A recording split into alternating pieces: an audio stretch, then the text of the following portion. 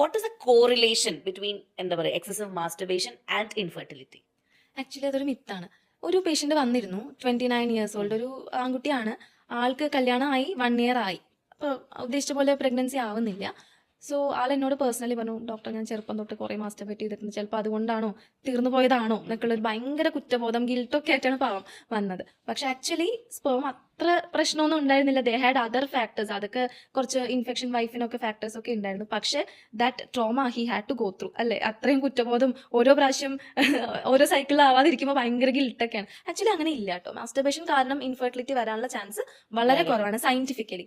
പക്ഷെ വേറൊരു കാര്യം ഞാൻ ഇതുപോലെ കണ്ടിട്ടുള്ളത്, ഈ ഇന്റർനെറ്റ് പോൺ അഡിക്ഷൻ, ഇവർ ഈ പോണൊക്കെ യൂസ് ചെയ്യാറുണ്ടല്ലോ, അങ്ങനെ വരുമ്പോൾ അവരുടെ നോർമൽ സെക്ഷൽ ലൈഫിനെ ബാധിക്കും. അവർക്ക് വൈഫ് ഒരു അട്രാക്റ്റീവ് ആയിട്ട് തോന്നാറില്ല, ഡിസയർ കുറയും. അങ്ങനെ വരുമ്പോൾ എന്താ, സെക്ഷൽ ഫ്രീക്വൻസി കുറയും, അതിൻ്റെ ആ ഒരു ഇൻറ്റിമസി, പ്ലഷർ ഒക്കെ കുറയും. അപ്പം നാച്ചുറലി പ്രഗ്നൻസിക്ക് അങ്ങനെ അവരുടെ ലൈഫിനെ തന്നെ, നോട്ട് ഓൺലി പ്രഗ്നൻസി, അവരുടെ ആ ഒരു ബോണ്ടിങ്, ഇൻറ്റിമസി ഒക്കെ അത് ബാധിക്കാറുണ്ട്. അത് വളരെ കോമൺ ആണ്, നല്ലപോലെ എഫക്ട് ചെയ്യാറുണ്ട് കപ്പിൾസിന്റെ ഒരു നോർമൽ ലൈഫിന്.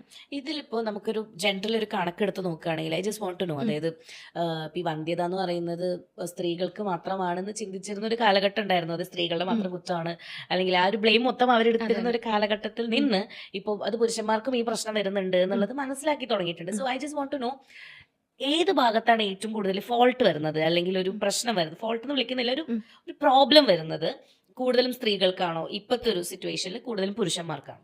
ഇപ്പോഴത്തെ സിറ്റുവേഷൻ ട്രെൻഡ് കുറച്ച് ചേഞ്ചിങ് ആണ്. പുരുഷന്മാരുടെ വന്ധ്യത കുറച്ച് കൂടി വരുന്നുണ്ട്.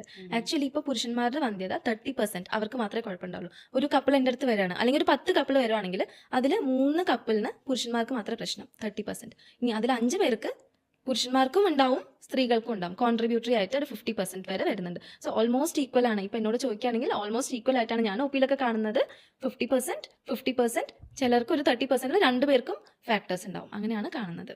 Coming to sexual life and അതിലുള്ള ഒരു മാറ്ററിലേക്കാണ് നമ്മൾ കിടക്കാൻ പോകുന്നത്. സോ ഇപ്പൊ പൊതുവേ നമ്മൾ ആദ്യമൊക്കെ ഒരു പറച്ചിലുണ്ട്, അതായത് നമ്മൾ ഇന്ന ഒരു പൊസിഷൻ ട്രൈ ചെയ്യുകയാണെങ്കിൽ it will be more easy to get pregnant, അല്ലെങ്കിൽ അതാണ് കുറച്ചുകൂടെ നല്ലത്, അങ്ങനെയൊക്കെ. So I just want to know, അങ്ങനെ ഒരു പെർട്ടിക്കുലർ സെക്ഷുവൽ പൊസിഷൻ ഉണ്ടോ to get pregnant easily? Scientifically അങ്ങനെ ഒരു പൊസിഷൻ ഇല്ല.